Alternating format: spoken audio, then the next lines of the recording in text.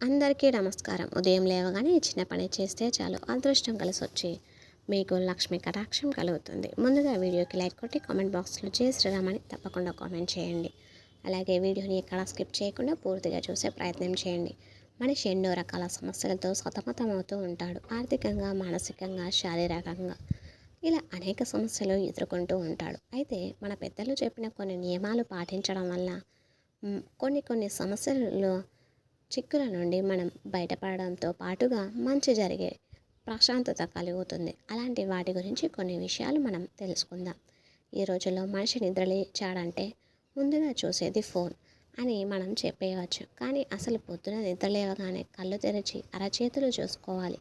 మన చేతిలోని లక్ష్మీదేవి ఖచ్చితంగా కొలువై ఉంటుంది. కాబట్టి మన చేతిలోనే ఉన్నటువంటి లక్ష్మీదేవిని ముందుగా కళ్ళు తెరవగానే చూడాలి. కాబట్టి లేవగానే మనం అరచేతులను చూసుకుంటే లక్ష్మి ప్రసన్నం కలుగుతుంది. ఇలా చేయడం వల్ల జీవితంలో అదృష్టం వెన్నంటే ఉంటుంది. అలాగే నిద్రపోయే ముందు ఓం నమ శివాయ అని మనసులో ఒక 11 సార్లు జపించి ఎవరితో మాట్లాడకుండా నిద్రపోవాలి. అలాగే తెల్లారి మెలకువ వస్తుండగానే హరిహరి అంటూ 11 సార్లు జపిస్తూ అరచేతులు చూసుకోవాలి. లేచాక ఇష్టదైవాన్ని మీరు చూడవచ్చును, లేదా ఎవరి ముఖాన్ని వారు అద్దంలో చూసుకోవచ్చు. అద్దాన్ని లక్ష్మీదేవి నివాస స్థానంగా చెబుతూ ఉంటారు మన పెద్దలు. కాబట్టి అంతటి అద్దాన్ని ఉదయాన్నే చూస్తే చాలా మంచిదంటారు. అలాగే మీరు మంచం దిగుతూ 2 చేతులు భూమికి ఆనించి తల్లి లాంటి నీ మీద కాళ్ళతో నడుస్తున్న కాపాడు తల్లి అని భూమాతను కోరుకోవాలి.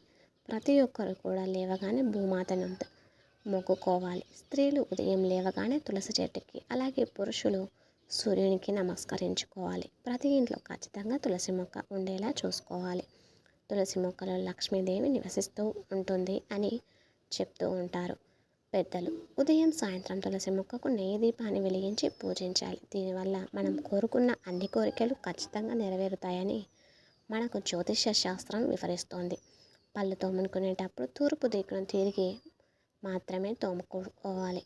ఇంట్లో ఆడవారు రాత్రి గిన్నెలు తోముకొని పొయ్యిని శుభ్రం చేసుకొని చెత్త అంతా కూడా బయటపడేసి వంటగది ఎప్పటికప్పుడు శుభ్రం చేసుకొని మాత్రమే పడుకోవాలి.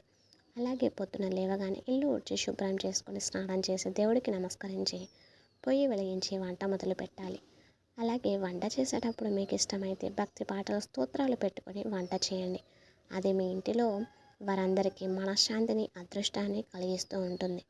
మీరు అలా చేసిన వంట తిన్న పిల్లలకు చురుకైన బుద్ధి కలిగి మంచి మనసున్న మనుషులుగా తయారవుతారు. అలాగే బొట్టు లేని ఆడపిల్లను పొద్దున్నే అస్సలు చూడకూడదట. అలాగే జుట్టు విరబోసుకొని ఉన్న భార్యను మగవారు అస్సలు చూడకూడదు.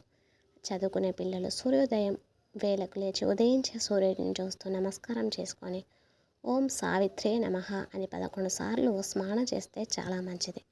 అలాగే ఈ వీడియో మీకు నచ్చితే ఖచ్చితంగా లైక్ చేసి మీ ఫ్రెండ్స్ అండ్ ఫ్యామిలీ మెంబర్స్కి ఈ వీడియోని షేర్ చేయండి.